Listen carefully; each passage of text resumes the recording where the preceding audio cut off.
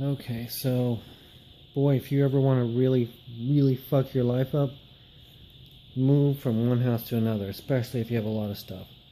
Because when you do that, you have to put all your crap into boxes, then actually move it, and then it stays in boxes, and you have to undo it. It is horrible. And my shit is still in boxes, and it's every day a little bit. I'm trying to do a little bit. I'm going through my books. I'm going to show you what I got. I've got ammo, which needs to be in the basement. And I'll let you carry that down there because I don't feel like doing it. I got these a long time ago. Man, I want to read them. It's a series, Decline and Fall of the Roman Empire. Haven't read it yet. I've got there's a series of these 3, at least, maybe 4. And where's the other set? I don't know. I'm going to have to I have more books than this, but I have to put all these books up into the shelves and then reorganize them. Alright, I've got a running book here. I have a bunch of books on Nostradamus. This guy's really interesting. If you ever read about him, it's like it's really good and at the same time it's bad. He makes a lot of predictions, but they're all vague, and so a lot of people have studied his predictions. Some people say they're spot on, other people say they're coincidences. You have to make up your mind for yourself. I personally think, yeah, there's something there, but at the same time,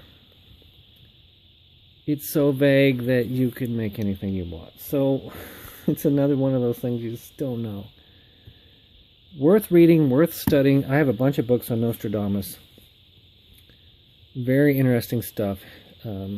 But is it real or not? I don't know. I seem to remember buying this book just because it looks interesting. Confessions of an Accidental Academic in the Basement of the Ivory Tower. Etymology, the History of Words. This is a good book, and I've read most of it. But it's kind of simplistic. It's kind of like just a handful of words and meanings and where they come from. It's kind of cool, it's kind of interesting, but it's kind of a fun book. It's not a real in-depth book. It's kind of a book you'd read on an airplane or something. Still good, but you're not going to walk away being a genius or anything after you read it. You're not going to be a linguist or something after you read that. Now, I read this book, or most of it, House of the Dead, by Dostoevsky. Very depressing book. I mean, can't imagine being in jail, but imagine being in jail 100 years ago in Russia and being in jail for no reason at all. It's very depressing.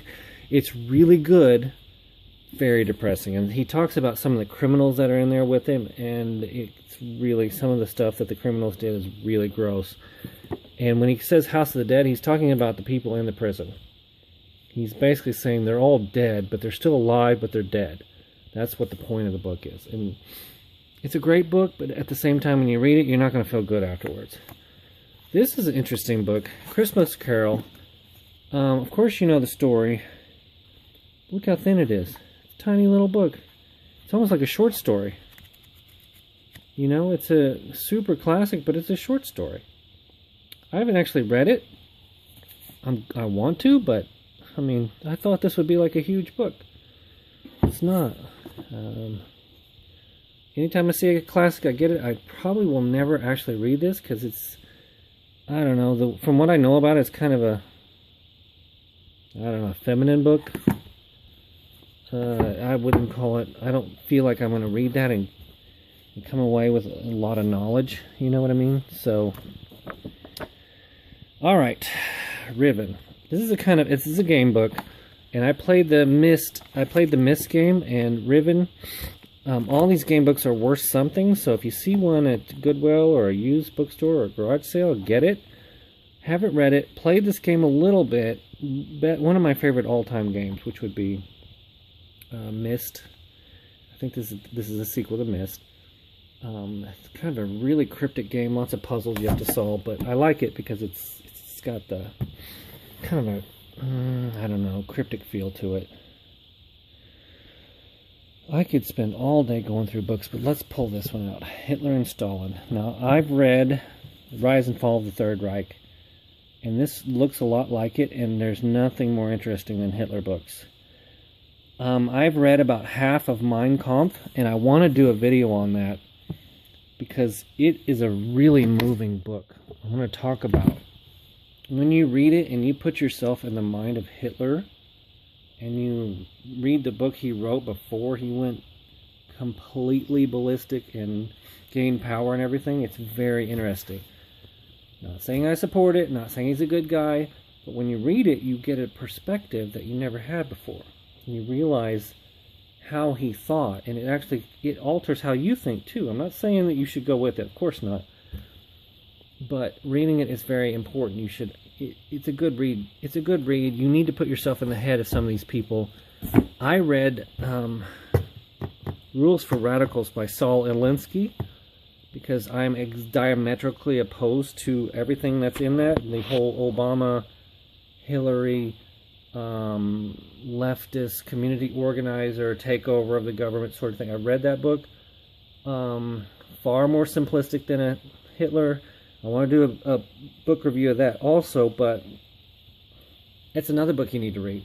If you read that, you totally will understand where the whole Obama-Hillary thing goes. You read that book, and you get it. You're like, oh, I know what they're doing. Oh, I know what they're doing. It's in the book. I mean, he explains that Saul Alinsky plan to take over things and how to screw up capitalist systems and things like that. Books like that really open your mind. Anyway, I just wanted to get a video out. I've got a few books. I could do this all night. But I'm tired. It's Friday night. I'm just going to let it go. So, all right. Talk to you later.